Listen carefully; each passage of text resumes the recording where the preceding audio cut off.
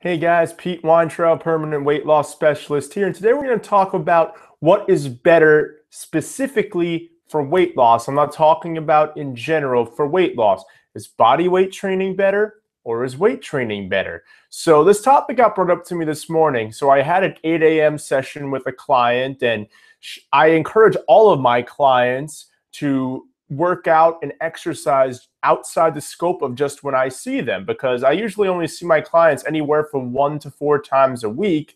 That leaves anywhere from 4 to 6 days a week where, or I'm sorry, 3 to 6 days a week where I'm not with them. So I encourage them to do other activities. So a lot of them will do things like kickboxing or yoga, things like that. And the one this morning mentioned something about CrossFit. One of her friends wanted her to try out CrossFit at a local gym. And look, I love CrossFit. I'm actually a CrossFit level 1 certified coach. And for a few years straight, that was the only fitness methodology that I followed.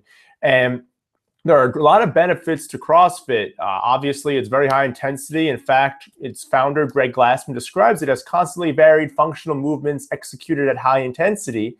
And that's exactly what it is. Now, an important component of CrossFit is weightlifting, more specifically compound and Olympic weightlifting movements. So the compounds are things like your basic deadlift, squat, front squat, military or shoulder press, as well as bench press. And then the Olympic weightlifting movements like the clean and press, clean and jerk, the snatch, things like that. So obviously, if you're taking a deconditioned person or someone who's looking to lose weight and doesn't necessarily want to put on lean muscle mass, then CrossFit isn't the best bet. And for this particular client, she has some problem areas and she didn't want to put on any size. So I recommended that CrossFit's probably not the best bet for her as opposed to some of her other favorites. And for her, she really enjoys kickboxing. She does that 2 or 3 days a week outside of obviously the scope of when I see her. And she also does yoga once or twice a week to get a good stretch and to help kind of rehabilitate a lot of the muscle breakdown that she incurs between our high intensity interval training workouts and kickboxing. So it really depends on your goal. So in general, and I'm just talking again, fat loss, weight loss. I'm not talking about for overall health. I'm not talking about if you want to put on lean muscle mass. Now, studies show that if you do engage in any form of resistance training, you will put on lean muscle mass. The problem is when you're looking to lose weight, especially if you have a ways to go, you're not just looking to lose 5 to 10 pounds, you've got a longer way to go. First, what I recommend you do is you want to lose body mass, and more specifically, fat mass. And studies show that aerobic and body weight training is much more beneficial to that. Resistance training does not assist in the loss of body or fat mass. It assists in the building of lean muscle mass. So, for example, one of the reasons that I hate spot training is because it implies that if you want abs, for example, you have a flabby midsection, that you can perform a bunch of crunches and sit-ups and different core-based exercises and core-based workouts, and you'd thus be able to develop a six-pack. This isn't true. You have to burn the fat around your abs, because everybody has abs. We all have abdominal muscles. The difference is there fat around your abdominal wall or not? The way to get rid of it is you need to burn fat, not perform core exercises. If you really develop your core and you perform intense core workouts,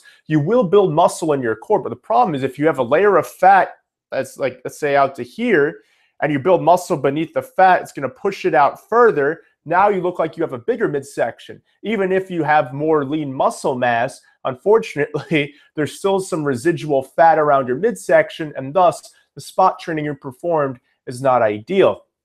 And the same goes for resistance training.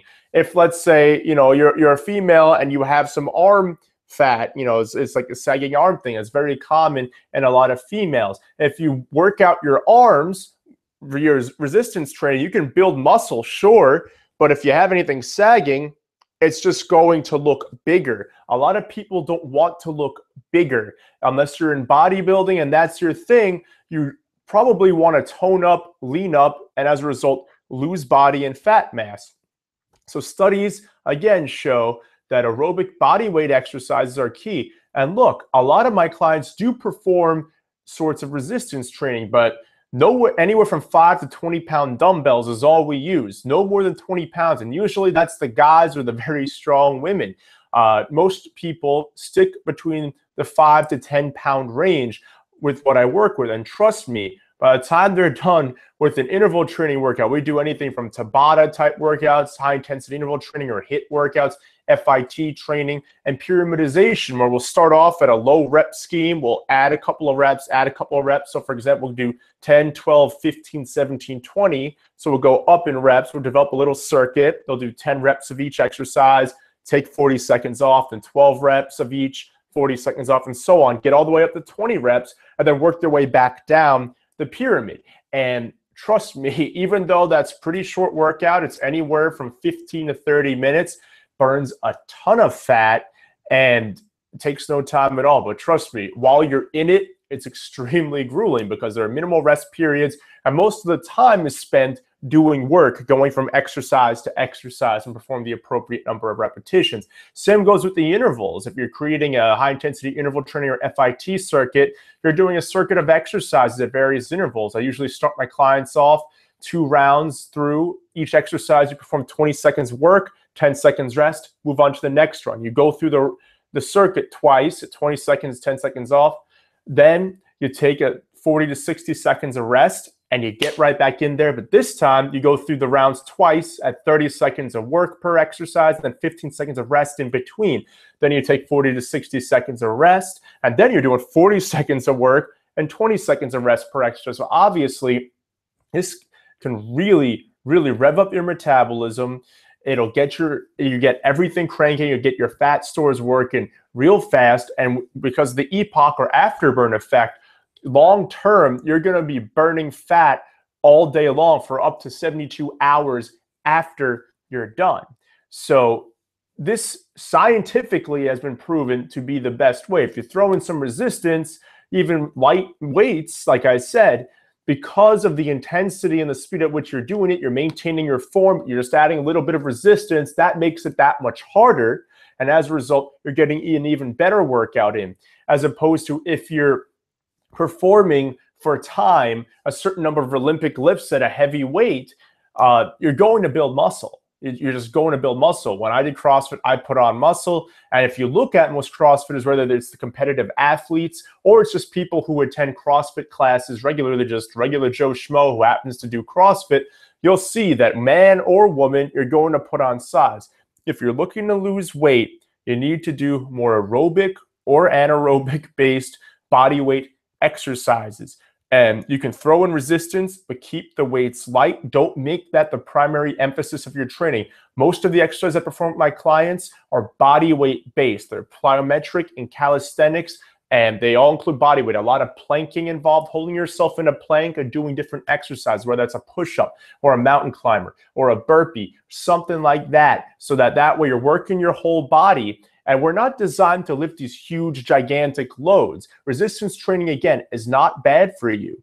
But if you're looking to lose weight, tone up, lean out, you want to primarily stick with aerobic body weight exercises. You can throw in some resistance, but keep in mind that resistance is not going to burn fat, especially if you're lifting in a hypertrophic, or which means putting on size, way. I hope you found this helpful.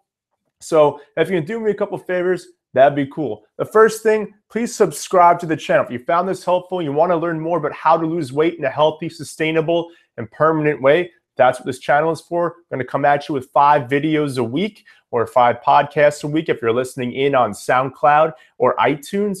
And also, I'd like to gift you with a free report. It details the 5 strategies that I personally used to lose 100 pounds and keep them off. I'm a permanent weight loss specialist, as you can see here. And as it turns out, I have 7 different fitness and nutrition certifications, 10 years in the industry. But during my time, and what caused me to get into the industry in the first place, was I gained 70 pounds my sophomore year of college, the first 3 months actually, so not even over the entire academic year, but just the first 3 months of my sophomore year of college. When I went home for Thanksgiving break here in the States, friends, family from home gave me crap, went back to school. My friends noticed that I'd put on weight since the start of the school year. I guess you don't really notice as much when you're with them every day.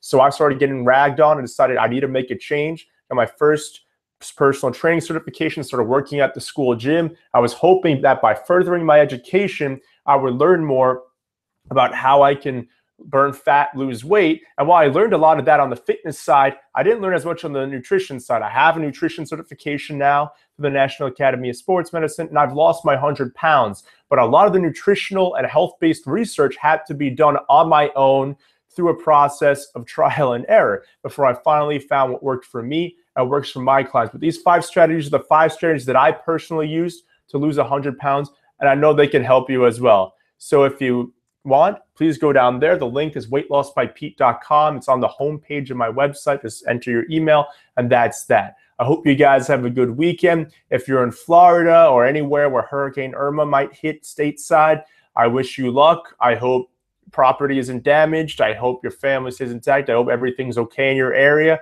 But for that, I'm Pete Weintraub, permanent weight loss specialist. Thanks so much for watching. I'll talk to you guys on Monday.